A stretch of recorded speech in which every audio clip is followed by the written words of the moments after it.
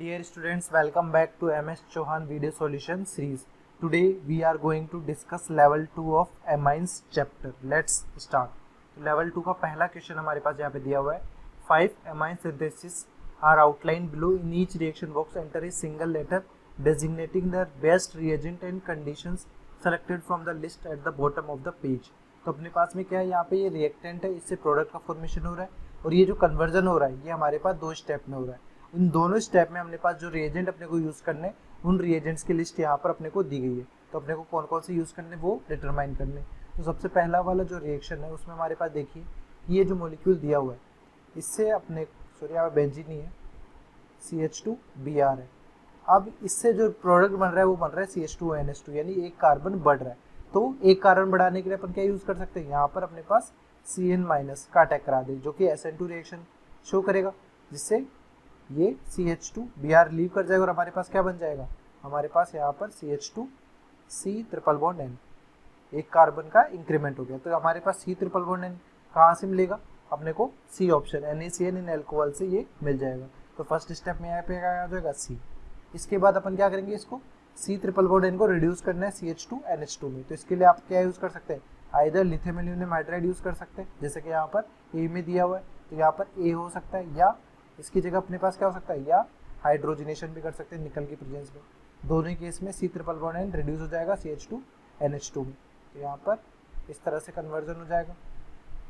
तो ये दोनों ही ऑप्शन यहाँ पर वैलिड होंगे. तो हाइड्रोजनेशन के लिए अपने पास D है, तो यहाँ पर A हो सकता है या D हो सकता है. नेक्स्ट है अपने पास यहाँ पर बेंजल्डिहाइड. बेंजल्डिहाइड से यहाँ पे देखिए, यहाँ पे एक कार्बन तो है, एक कार्बन के साथ यहाँ पर एक नाइट्रोजन भी ऐड हो रहा है. नाइट्रोजन ऐड करने के लिए अपने पास कौन सी रिएक्शन करा सकते हैं, यहाँ पर अपने पास में रिएक्शन करा सकते हैं अपन एमाइन की. तो बी ऑप्शन में देखिए कैसे रिएक्शन हो रही होगी. बी ऑप्शन में हमारे पास में यदि PHCHO दिया हुआ है मॉलिक्यूल में, CH डबल बॉन्ड O, इसकी रिएक्शन आप करा रहे हैं इथाइल एमाइन के साथ, तो वाटर रिमूव हो जाएगा. वाटर रिमूव हो गया तो हमारे पास क्या बन जाएगा, हमारे पास मॉलिक्यूल ये इस तरह से मिल जाएगा. इमाइन का फॉर्मेशन होगा CH डबल बॉन्ड NET. ठीक है, तो फर्स्ट स्टेप तो ये हो गया. इसके बाद अपन देखें तो अपने पास यहाँ पर एक नाइट्रोजन इथाइल ग्रुप आ गया, जैसे यहाँ पे नाइट्रोजन इथाइल ग्रुप था. अब ये पाई बॉन्ड अपने को उठाना है, तो पाई बॉन्ड के लिए अपने को हाइड्रोजनेशन करना पड़ेगा. तो हाइड्रोजनेशन यहाँ पर कर देंगे अपन नेक्स्ट स्टेप में. यहाँ पर H2 निकल कर देंगे तो हमारे पास क्या मिल जाएगा, हमारे पास यहाँ पर CH2 डब NHET, ये हमारा बन गया. अब नाइट्रोजन से अपने को यहाँ पर एक एसिटाइल ग्रुप अटैच करना है. तो इसके लिए अपन क्या रिएक्शन करा सकते हैं, इसकी रिएक्शन करा सकते हैं आप एसिटिक एनहाइड्राइड से, कि CH3 C double bond O oxygen C double bond O CH3. ये अपना अटैक कहाँ करेगा, नाइट्रोजन का लोन पेयर इस कार्बन पे अटैक करेगा, ऑक्सीजन पे नेगेटिव हो जाएगा, फिर रिवर्स होगा और अपने पास लीव कर जाएगा इस तरह से. तो हमारे पास जो फाइनल प्रोडक्ट मिल जाएगा उसमें क्या मिल जाएगा, यहाँ पर मिल जाएगा CH2. नाइट्रोजन में पॉजिटिव चार्ज को हटाने के लिए हाइड्रोजन हटा देंगे, इससे ग्रुप जुड़ेगा एसाइट्रिल COCH3 ग्रुप, और यहाँ पर ET जुड़ा हुआ है. और इसके अलावा जो CH3COO माइनस बाहर निकला था वो किस में कन्वर्ट हो जाएगा, वो एसिटिक H जो नाइट्रोजन से रिमूव किया था अपन ने, तो यहाँ पर H एसिटिक एसिड बन जाएगा. तो अपने पास ये कन्वर्जन सुटेबल हो रहा है, 3 स्टेप में हो रहा है. तो यहाँ पर फर्स्ट स्टेप में क्या हुआ था, फर्स्ट स्टेप में C2H5NH2 के साथ में एसिडिक मीडियम में रिएक्शन कर रहे थे, इमाइन फॉर्मेशन हुआ था, यहाँ पे B हो जाएगा. फिर सेकंड स्टेप में हाइड्रोजनेशन करें तो हाइड्रोजनेशन D स्टेप हो जाएगा. थर्ड स्टेप में हमारे पास में क्या एसिटाइलेशन कर रहे हैं तो वो हमारे F की प्रेजेंस में हो जाएगा. ठीक. नेक्स्ट क्वेश्चन है सी में हमारे पास यहाँ पर सेकेंडरी एमाइन दिया हुआ है. सेकेंडरी एमाइन से हमारे पास यहाँ पर इस तरह से कंपाउंड जुड़ा हुआ है, एक साइक्लोहेक्सेन रिंग. तो साइक्लोहेक्सेन रिंग भी अपने पास किससे बन सकती है, जब हम H ले. ये अपने को हिट एंड ट्रायल टाइप से करना पड़ेगा. तो अपने पास ये सेकेंडरी एमाइन है, तो सेकेंडरी एमाइन की आप किसके साथ रिएक्शन कराएंगे, इस कार्बोनिल ग्रुप के साथ में. हमारे पास सबसे पहले कार्बोनिल ग्रुप के साथ में रिएक्शन कराएंगे तो हमारे ये क्या करता है, एज ए न्यूक्लियोफाइल अटैक करेगा. न्यूक्लियोफाइल का अटैक करके O- यहाँ पे चला जाएगा, तो बन क्या जाएगा, यहाँ पर O- और इसी से नाइट्रोजन जुड़ा हुआ है जिसमें पॉजिटिव चार्ज है, और ये ठीक है. यहाँ पर नाइट्रोजन के साथ रिंग में एक कार्बन अलग से नहीं ना, हाइड्रोजन यहाँ से रिमूव हो जाएगा और H+ यहाँ पे चला जाएगा, तो बन क्या जाएगा, यहाँ पर बन जाएगा अपने पास मॉलिक्यूल OH और फिर इसके साथ यहाँ पे नाइट्रोजन. अब इसमें हमारे पास क्या हो गया, नाइट्रोजन हमारे पास एक था, इसी में हमारे पास एसिडिक मीडियम भी दिया हुआ है। एसिडिक मीडियम से क्या होगा, हमारा यहाँ पे प्रोटोनेशन हो जाएगा, क्योंकि अपने को OH रिमूव करना है। तो यहाँ पर प्रोटोनेशन कराएंगे आप। प्रोटोनेशन करने के बाद हमारे पास क्या बन जाएगा, हमारे पास ये मॉलिक्यूल इस तरह से बन जाएगा, OH2 प्लस यहाँ पे N। अब ये नाइट्रोजन अपना लोन पेयर यहाँ पे लेके जाएगा और वाटर रिमूव हो जाएगा और इमाइन का फॉर्मेशन हो जाएगा। तो अपने पास वाटर रिमूव होने के बाद में कंपाउंड कैसा बना, अपना कंपाउंड कुछ इस तरह से बन जाएगा, डबल बॉन्ड N और इसी के साथ ये 6 मेंबर रिंग भी से जुड़ गई। अब नाइट्रोजन पे क्या आ जाएगा, पॉजिटिव आ जाएगा। अब इस नाइट्रोजन की पॉजिटिव चार्ज को हटाना है, तो यहाँ पर अपन क्या करा देंगे, टोटोमेरिज्म करा देंगे। ठीक है, तो यहाँ पे टोटोमेरिज्म करा देंगे, क्योंकि एसिडिक मीडियम में टोटोमेरिज्म हो सकती है। ये हाइड्रोजन यहाँ से कहाँ चला जाएगा, नाइट्रोजन पे चला जाएगा।